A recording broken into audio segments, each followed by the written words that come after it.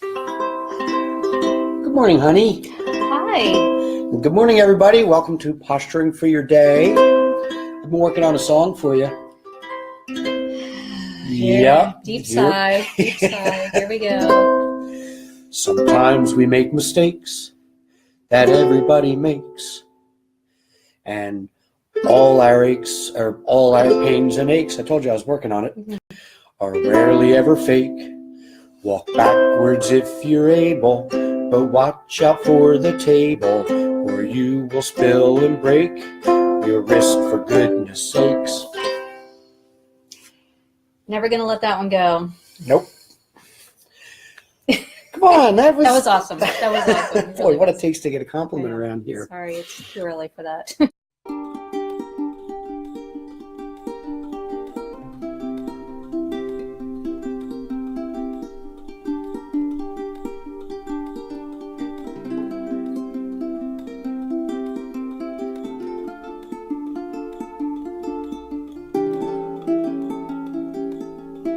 Well, once again, Posturing for Your Day is coming at you in full vim and vigor. My name is Bill. With new furniture. With new furniture, yes. We're on a talk show now. We're like, who are Kathy Lee and Regis. Those are the last people history. I met. I don't even know if they're a thing anymore, but anyway. No, we're in now. We're gonna replace them. Yes. My name is Bill. That's Bill. I'm Gina. And the purpose of this 20-minute little broadcast is to start your day off with a little bit of nutritional movement, nutritional exercise, restorative exercise. We'll be talking about that a lot as the days go on. Gina, you were going to start off with some of the warm-ups that we did. We're like in wrist mode, right? Right. Yep. So Monday we started talking about some things to help mobilize the wrists, even if you don't break them. We still tend to beat them up quite a bit, mostly by just doing the same thing with them over and over again. So we're just going to warm up a little bit, and then I'm going to hand you off to Bill. So just starting, let's just start with prayer hands, just to get a nice stretch through the wrist. This is a wrist in extension. Often our wrists are more in flexion and kind of in a gripping state. Now, extension is this. Yes. So and the back flexion. of the hand's more toward, okay. And then flexion, palm of the hand more toward. Om. As always, try to drop your shoulders down when we're doing arm stuff. Tend to creep them up to the ears. It makes it easier. It does make it easier. We don't want to do that. Oh. It's called cheating. Oh. It's a nice way of saying that. Then we're going to reverse the hands. Point the fingers down. Again, this is really where, as you start to come into that tension, it's easier to pull the shoulders over. Yeah. Just try to drop the shoulders down. Wow, I can't get that far. These are really good routines, especially for folks like us that do body work all the time. Yeah, absolutely. We're compressing our wrists, and it's good to get these things open. Yep. But even if you grip a steering wheel all the time, yeah, you know, there's a lot of things. Most of what we do, fork, chopsticks, books, texting, whatever it is, we're always kind of in the same configuration, arm to wrist. Let's do reverse prayer hands. This is my unfavorite one. Yeah, I'm not fond of this one either. Ow. So much. This one hurts. It does hurt a little bit. So we don't want to push to the hurt. You know, if your backs of your hands can't come together yet, that's fine. Just try to bring them a little bit more. At least get your fingers touching.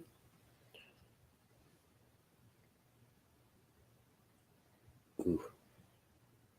Why do you make me do this? Because you make me get up at 7:30 to be in front of the camera. It's called paybacks. Karma's a biatch. So, good stuff, right? Yeah. And you find that, you can go through these, go do something else, maybe do some of your side stretches and then come back and do your hand stretches, and it'll be a little easier. We always try to do them in threes, move away from them and then come back to them. Shake them out a little bit. And then we'll do one more thing, because as Bill's going to teach you some self-massage techniques, we want to make sure that your forearms are loosened up a little bit. And I need time to come up with something. Okay. While he's thinking, Backs of the hands together. And then just the swirlies. Oh, funny. Sorry. Well, that's really odd looking. It is, isn't it? Yeah. Now, we like to teach you things that you can If do. you're a deadhead, you'll get this one. Yeah, the dance. Yeah, we like to teach things that people can do in their Hi, Liz. their corporation, their desks, their desk job. Mm-hmm. And this is certainly something you can do at your desk. Yeah. Although people might look at you, so you can odd. do it, a little bit more conventional. Fingers interlocked.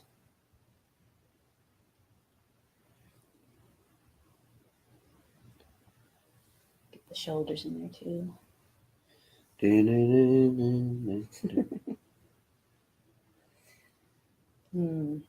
Yeah, there's another nice stretch. We had done finger stretches on Monday. I'm not going to go through them all today, but there's a nice way to just hook your fingers on the edge of your desk every now and then, or on the steering wheel, one hand at a time, and just, kind of get a nice stretch in through the fingers and wrists like periodically. push on the bottom of a, like on the desk edge. Right, Yeah, okay, I just, got it. Kind of this action, which is nice. Every so often. Cool. Okay, so that's my part. Bill's going to show you some soft tissue release techniques Yep. that you can do yourself to help work with the muscle in the forearms, which is... Basically, you just spray WD-40 on your arms and it loosens it up. All right, back to you, Gina. Wow. Let's talk a little bit about the muscle groups. Hi, Corinne. She's in there. You see her? She's real small, but you can see her. Oh, there she is. Yeah. Morning. Let's talk about the muscle groups in these arms. The muscles on this side of the arm are called the flexors. They're the ones that when they contract, they bring not only the fingers in, but also the wrist in. Okay, so from here and from here, they're the flexors. And take your other hand, put it on the forearm and wiggle your fingers. Make a fist. Open them up. Feel what's going on under your fingers, okay? You're going to feel those flexors operating. And the flexors are really about from here to here. The rest is tendon. On the other side, we have the extensors. When these muscles contract, like we were saying, the hands come up. So do the same thing. Put your hands, you don't have to use the pointy part of your fingers, just the pads. But put them about halfway, like maybe a couple inches down from the elbow, and wiggle your fingers, and you'll feel all those muscles working on under there. They're the extensors. These extensors and flexors have to work kind of push me, pull yous. Okay, when the one's contracting, the other's letting up. And when this one's contracting, this one's letting up. A lot of our carpal tunnel issues begin with these flexors. And it's a shame because everybody's going down here to solve the problem when the problem can be upstream. So I'm going to show you a technique. It's called soft tissue release, invented by a guy named Stuart Tawes. ST. Haha. Get it. Stuart. I'm sorry. Good. Stuart Tawes. Soft ST. tissue. All the... Kind of convenient. Yeah, I hadn't thought of it that way. Anyway, sorry. Good coffee. If you are a physical therapist, you probably know this as active tissue release. If you're a sports medicine person, you know it as pin and stretch, but it started out as soft tissue release. That's like the original. It's a very simple technique. We're going to start with the flexors, okay? What we do is we bring the hand down. That puts the flexors into a shortened position. Take your thumb and it's kind of shotgun approach. You don't have to be too specific here. Put pressure on that muscle while it's in a shortened position with the wrist flexed. With that pressure there, we're going to open up the wrist and stretch out that muscle, keeping steady pressure. And then we're going to release the pressure. It's really that simple. It's just that. It's just that. And look, no stains. What we do then is we just move down the arm, flexing, putting the muscle into a short position, pressure, stretch, release. Shorten position, move down an inch, stretch, release. So you're always putting pressure when you're stretching the muscle, and then you're releasing the pressure when you bring the muscle back. And what that's doing is it's opening up trigger points, it's realigning scar tissue, it's breaking down scar tissue. It's kind of a one-stop shop. And when you do it, like when you first start doing it, you know, people have a tendency to go real slow, which is okay because you're getting used to it. But once you get used to the routine, you actually go pretty quick, and it kind of goes like this.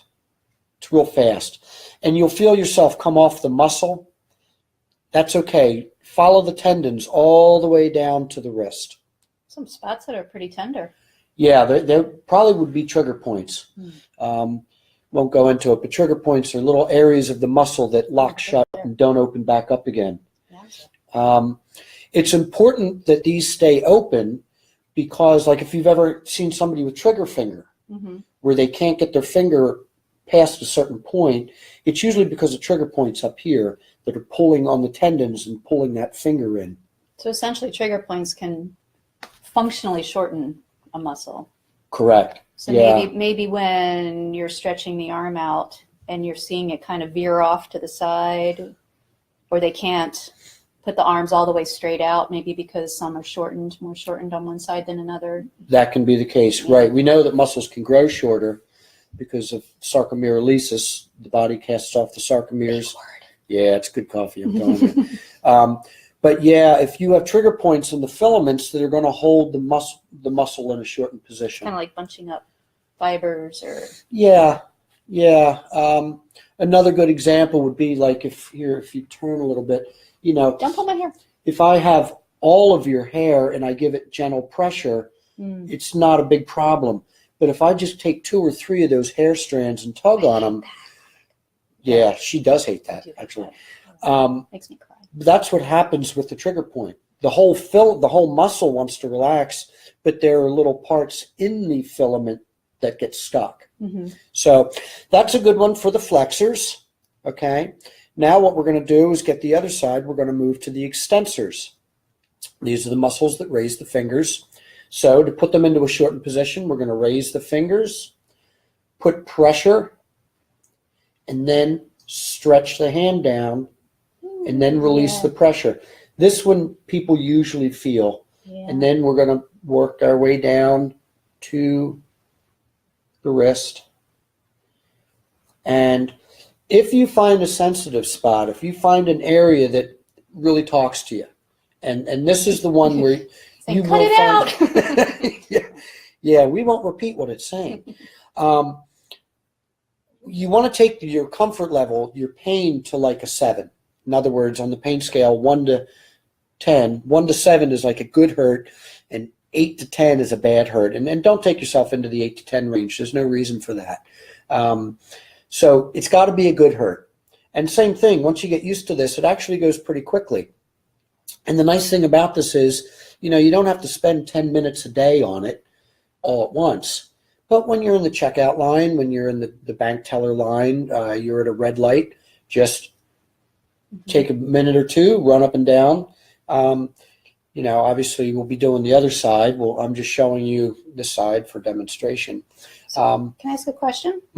So I have a couple people that I've shown this to. Now they have a lot of tension in the arms, and therefore their hands are sore or whatever.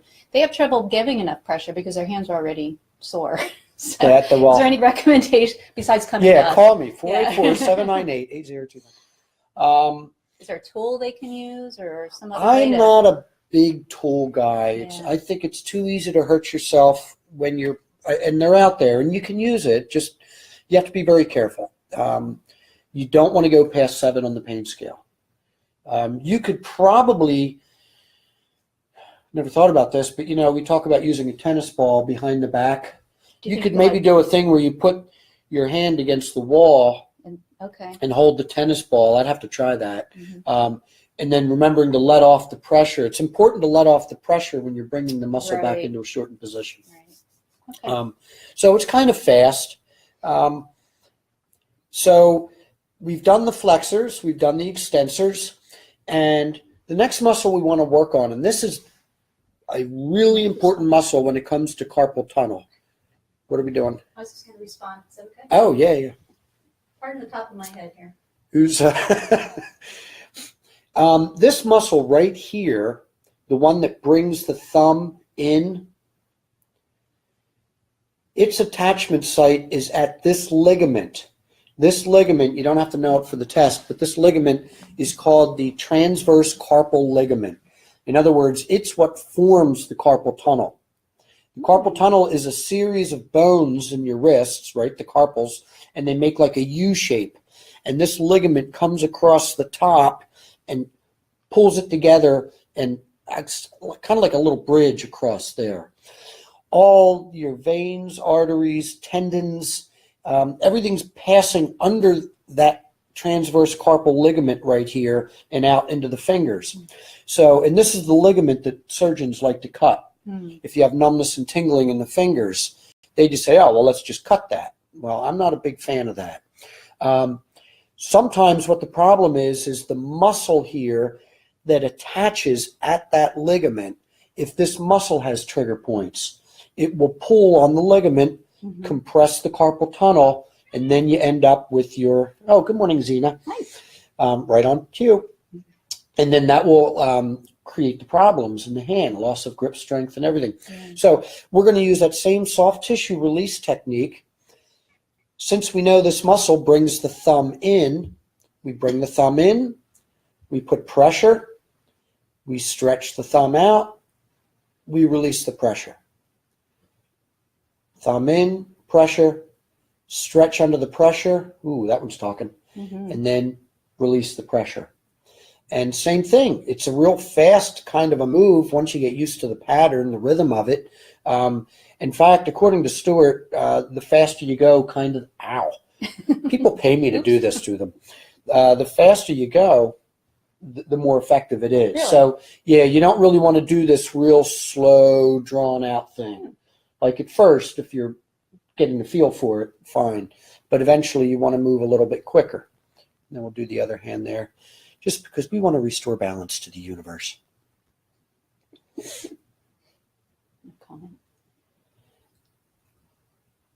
And that is a really nice move. It's important. In fact, this is a good one to do before and then you have them do that stretch exercise this way.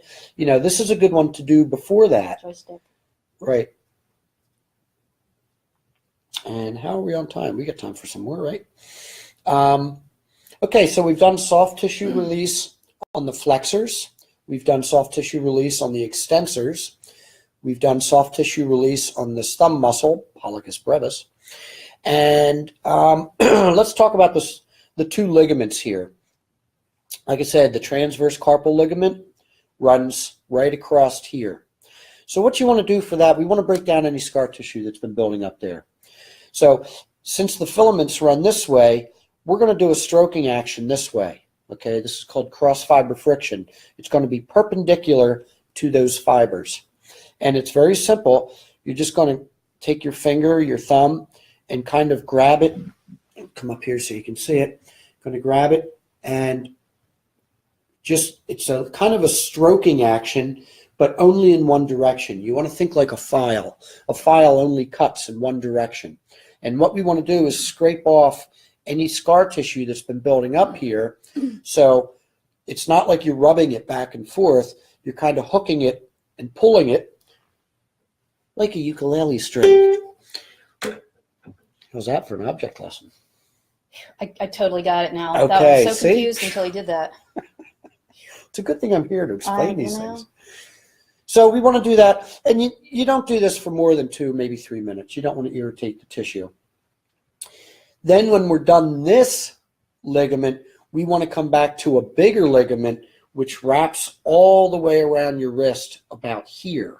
And that's called, and this is a really big word. Oh, can I say, wait, this side. Extensor retinaculum? Flexor retinaculum. Oh, yeah, an extensor. You're right. Shoot, now I got to look it up. Extensor. Flexor. Right?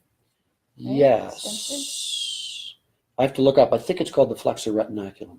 I know that, okay. All right. The hand chart. On Friday morning, we're going to have this answer for you. Be there. At some point, we're going to know what we're talking about. But same thing, you want to use your thumb and just kind of push in one direction, okay? It's cross-fiber friction, so you're not really trying to go deep.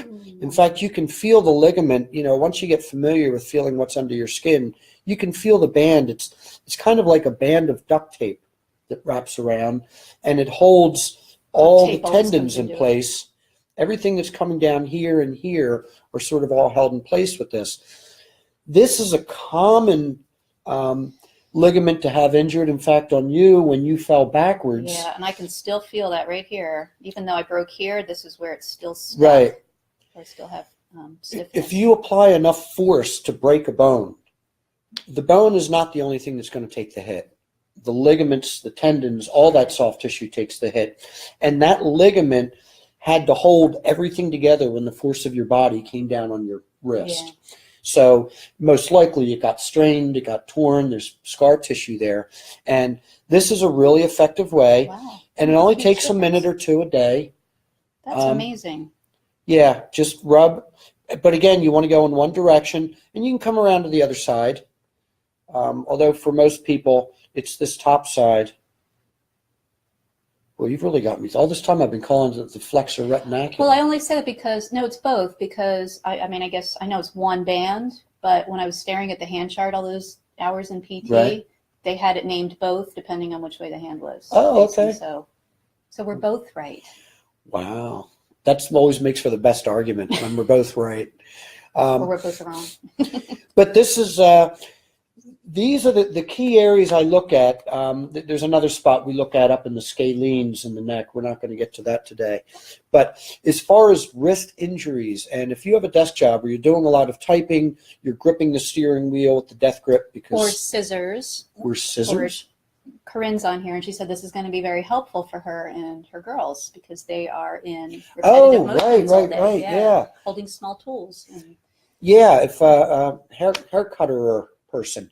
All that stuff is constantly using the flexors and the extensors, and so the trigger points build up, and eventually you get the tightness there. Mm-hmm. So, and the arms up. STR on the flexors, STR on the extensors, STR on the thumb, cross fiber friction on the transverse carpal ligament, and then cross fiber friction on the extensor retinaculum. Thank you. So there you have it, folks. That's about all I have for today. Shake them out. Don't forget to shake them out. Get the blood going. So yeah, hopefully that was helpful. And we'll be back on Friday, continuing on with our theme of wrist, arm stuff. We'll bring in maybe more upper arm, but because it's all part of a piece, and they all work together. Maybe we'll talk about the scalenes just a little bit then. Maybe we will. Maybe I'll have them demonstrate on me. If she lets me have a little bit of airtime on Friday. All right. And, so you have an ending. I also recommend if you missed the very beginning, you need to tune in to his ditty for today. My ditty. He worked very hard on it, so don't miss that. All right. Well, today's thought, no one ever lost their eyesight by looking on the bright side. Have a good day, folks. Take care, share, like, do all that stuff. Mwah. Onward and upward. Onward and upward. I'm getting more coffee. Me too. See ya.